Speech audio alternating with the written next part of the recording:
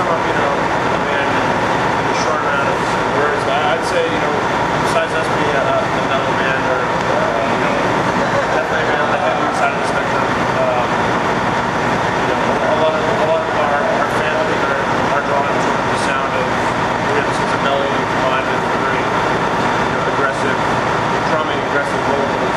It's not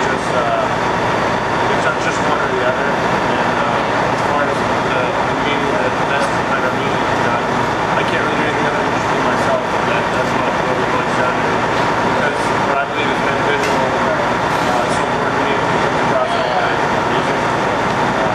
Whether I, you know, intend to or not, I don't really sit down and have like a message to convey in the same way that maybe you know, a preacher would giving a sermon, you know, but I still think that because we're so close to my heart, across our music, that there's a deeper message.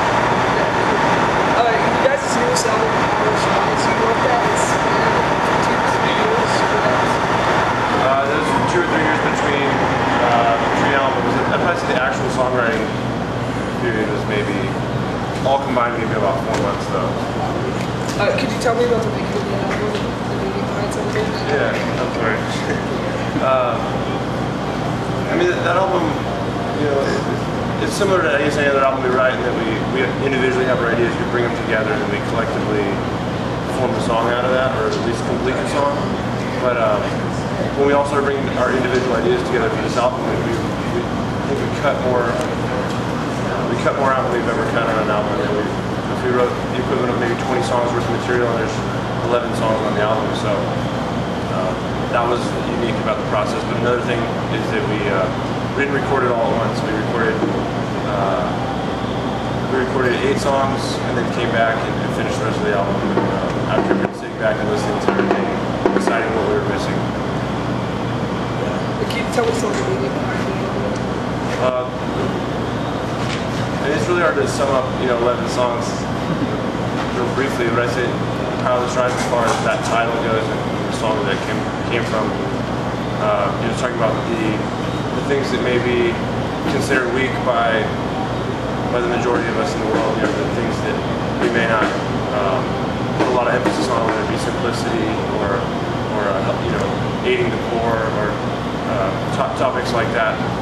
That as we focus on those, we realize that the true strength is in living that way. And I've read some of your bios that you base a lot of your songs on your life struggles. Could you tell me some of your most personally favorite songs? Yeah, I mean, especially when the question is asked that way, I'd say Through Struggle would naturally come to mind. But it's hard. On our previous album, I really liked the song Forsaken. On our newer album, I really like the lyrics behind the plague. It's every album kind of has a different song a different thing I'm working through at the time that we're writing that album. So I have different highlights, you know, and they're all different, kind of different topics. And it says on some of your bios online that your favorite of the band was Lambesis. Could you tell me some of the songs that are based on your book? Yeah, let's see, there's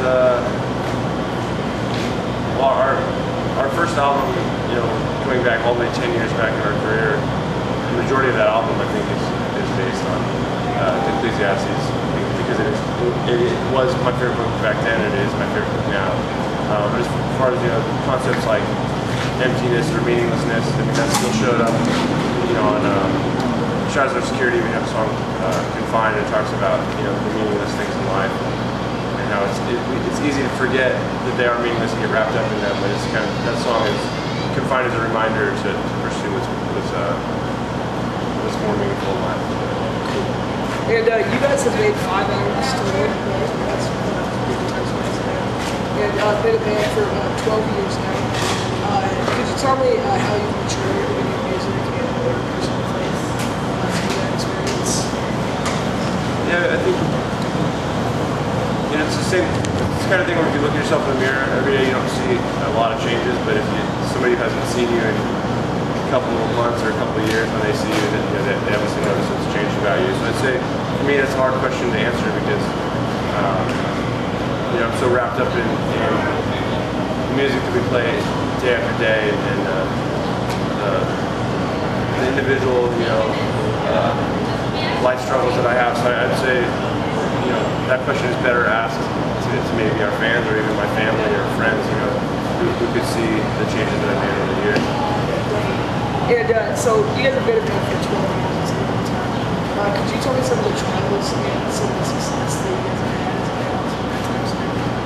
Yeah, I mean, there's a lot to cover with that question. You know, there's you know, the natural, the most obvious trials, you know, going back to 10 years when we would play our first shows. We would be lucky if there were 50 people a night, you know, and so the trial of trying to survive on very little income to pursue music as a career. And I think that was a monetary struggle, but then, you know, I guess that's probably the most obvious one, especially when I look back on our 10-year career. You know, also, I think that speaks a lot to our fans that have come with us a long way. A lot of bands get bigger for one particular point in their career, and then they'll kind of fade away pretty quickly. You know, different trends that come and go. Our fans have kept building and with us, and I think that's you know, I think part of my answer to this question is giving them our fans a lot of credit. Yeah, and then with success, do you think there's any certain time where you kind of broke through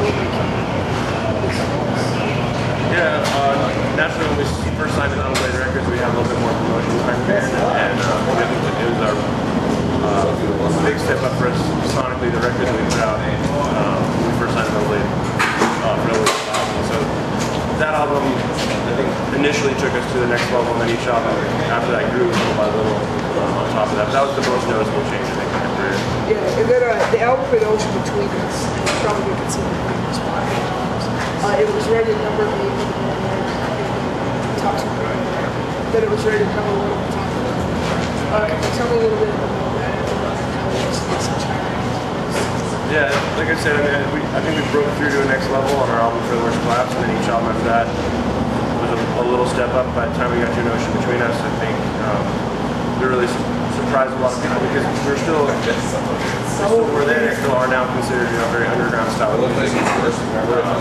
Most of, you know, when you think about the Billboard Top 10, you don't really think of extreme heavy music, you know, being on the top 10. And, we flew under the radar for most people in the music industry, but I think that was a very proud moment for our record label, for our management, and everybody working hard behind the scenes. That while this is an extreme and underground sounding band, they've collected all these fans, and these fans have all come together for this one moment to sort of show that this band, you know, this band matters.